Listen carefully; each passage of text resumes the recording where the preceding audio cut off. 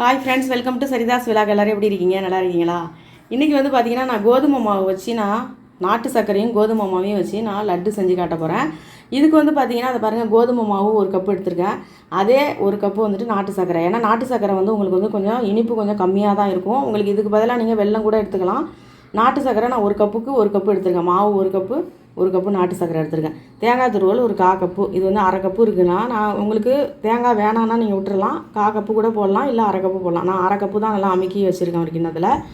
அடுத்து வந்து பார்த்திங்கன்னா அந்த பாருங்கள், ஏலக்காய் தூள், நெய் ஒரு 2 ஸ்பூனு நெய்யுங்க, கொஞ்சமாக உப்பு, முந்திரி பருப்பு சின்ன சின்னதாக நான் முந்திரி பருப்பை உடச்சி வச்சுருக்கேன்.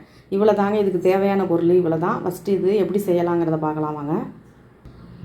ஃபஸ்ட்டு இந்த கோதுமை மாவை ஒரு மிக்ஸி ஜாரில் கொட்டிடுங்க. அடுத்து இதிலே வந்து உப்பையும் போட்டுடலாம். தேங்காவையும் இதிலே போட்டுடலாம். அவ்வளோதான். இப்போ வந்து நம்ம இதை நல்லா வந்துட்டு அரைச்சிட்டு வந்துடலாம். தண்ணியெல்லாம் ஊற்றாதீங்க. இந்த தேங்காயில் இருக்கிற அந்த பால் இருக்குல்ல, தண்ணி அதுவே போதும். இதை வந்து மிக்ஸி அப்படியே போட்டு நல்லா அரைச்சிட்டு வந்துடலாம். கோதுமை மாவு, தேங்காய், கொஞ்சம் உப்பு போட்டிருக்கேன். பாருங்கள், அரைச்ச உடனே இப்படி தாங்க இருக்கும். இதை பார்த்தீங்களா? ரொம்ப வந்துட்டு உங்களுக்கு இதெல்லாம் ஆகாது, கொஞ்சம் தூளாக தான் இருக்கும். இந்த பாருங்கள், இப்படி தான் இருக்கும். தேங்காயும் கோதுமை மாவும் சேர்ந்து இப்படி தான் இருக்கும். அவ்வளோதான். இது ஒரு பக்கம் இருக்கட்டும். நம்ம வந்து அடுத்து நாட்டு சர்க்கரையை வந்து நம்ம தண்ணியில் கரைச்சி வடிகட்டி எடுத்துக்கலாம். இந்த பாருங்கள், சர்க்கரை, நாட்டு சர்க்கரை இதே அளவு. நம்ம சர்க்கரை எதில் எடுத்துருக்கோமோ அதே அளவு ஒரு கப்பு தண்ணி. இந்த பாருங்கள், இது ஒன்றும் பாகெல்லாம் இல்லைங்க, கரையட்டும். அப்படியே கரைஞ்ச உடனே வடிகட்டிக்கலாம். அவங்க கரைஞ்சிருக்கு.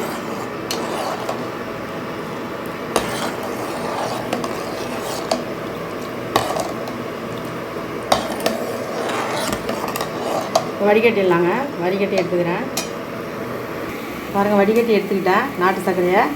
அடுத்து அதே கடையை கழுவி வச்சுட்டேன். கழுவிட்டு இப்போ வந்துட்டு நம்ம இதில் முந்திரி பருப்பையும் இந்த கோதுமை மாவையும் வறுத்து எடுத்துக்கலாம். 2 ஸ்பூன் நெய் வச்சுருக்கேன்ல, அதில் கொஞ்சம் நெய் ஊற்றிக்கிறேன். நம்ம கூட எல்லாத்தையும் கூட ஊற்றிக்கலாம். ஏன்னா நம்ம இதிலே தான் நம்ம வந்துட்டு லட்டு செய்ய போகிறோம். எல்லாத்தையுமே ஊற்றிக்கிறேன்.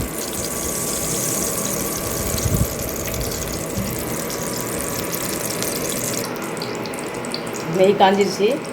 முந்திரி பருப்பு போட்டுருங்க.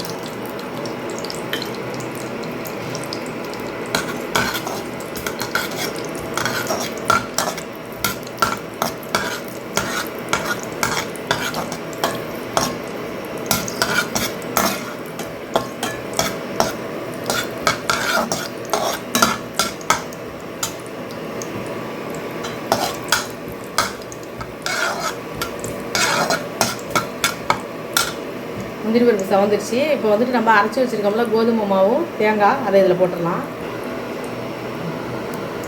முந்திரி பருப்பு எடுத்துடுறேன். இதே நெய்யில் வந்துட்டு இப்போ இந்த பாருங்கள், இந்த மாவை போட்டு இந்த கோதுமை மாவு தேங்காய் இதை போட்டு நம்ம வறுத்து எடுத்துடலாம்.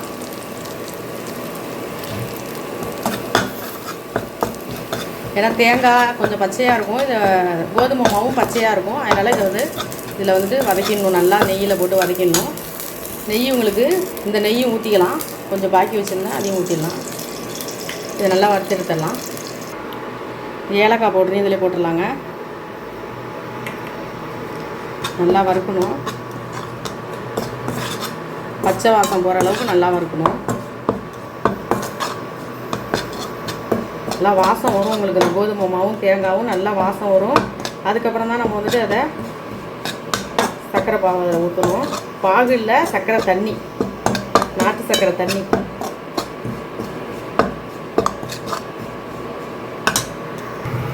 நல்லா வறுபட்டுடுச்சுங்க. வாசம் செமையாக இருக்குது.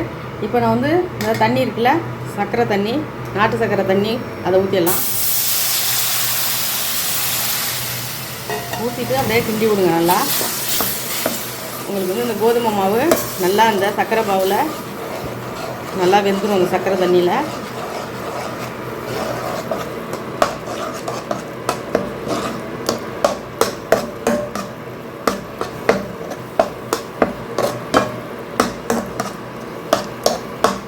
அப்படியே கட்டியாகுது பாருங்கள், மாவு வேகும் அப்படியே.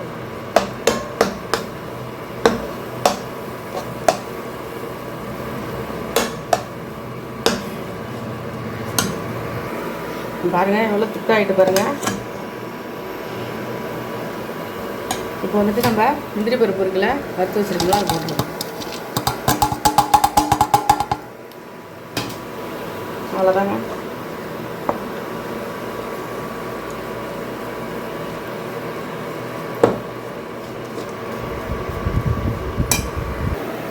அவ்வளோதாங்க, ஸ்டவ் ஆஃப் பண்ணிடலாம். இப்போ பாருங்கள் நல்லா உருண்டை பிடிக்கிற அளவுக்கு வந்துடுச்சு.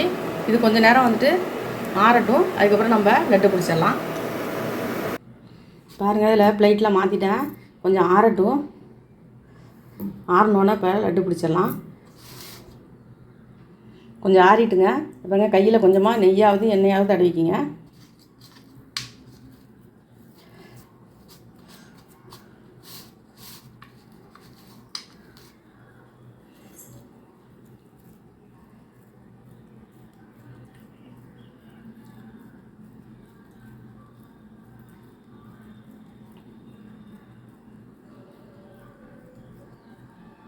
இந்த பாருங்கள்,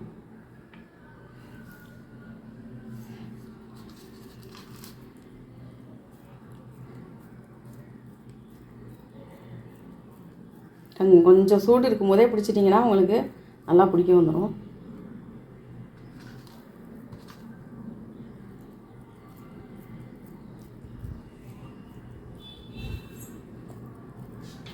அதுமாதிரி எல்லா லட்டையும் பிடிச்சிடலாமா?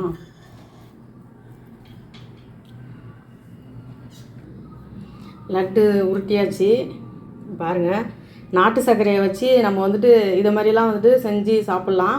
நாட்டு சர்க்கரை ஒன்லி காஃபி டீ பாலில் தான் போட்டு குடிக்கணும்லாம் அவசியம் கிடையாது. இதை மாதிரி பலகாரம் பண்ணுறப்பையும் நம்ம வந்துட்டு வெல்லத்துக்கு பதிலாக இது மாதிரி நாட்டு சர்க்கரைலாம் யூஸ் பண்ணி நம்ம பலகாரம் செய்யலாம். இப்போ கோதுமை மாவு, தேங்காய், முந்திரி பருப்பு, நெய், நாட்டு சர்க்கரை, ஏலக்காய், கொஞ்சமாக உப்பு, இவ்வளோ தான் இதுக்கு தேவையான பொருள். பாருங்கள் அழகாக வந்துட்டு லட்டு பிடிச்சி வச்சுட்டேன். இது வந்துட்டு நீங்கள் வச்சுருந்து கூட ஒரு 2 நாள் 3 நாளைக்கு நீங்கள் சாப்பிட்லாம். ஏன்னா நம்ம வந்துட்டு நல்லா வதக்கிட்டோம், அது தேங்காய் எல்லாத்தையும் நல்லா வதக்கிட்டோம், அதனால் வந்துட்டு வீணாக போகாது. நீங்கள் இது மாதிரி ட்ரை பண்ணி பாருங்கள். எப்படி இருந்துச்சுன்னு எனக்கு கமெண்ட் பண்ணுங்கள். இந்த வீடியோ பிடிச்சிருந்தா லைக் பண்ணுங்கள், ஷேர் பண்ணுங்கள், சப்ஸ்கிரைப் பண்ணுங்கள். நன்றிங்க.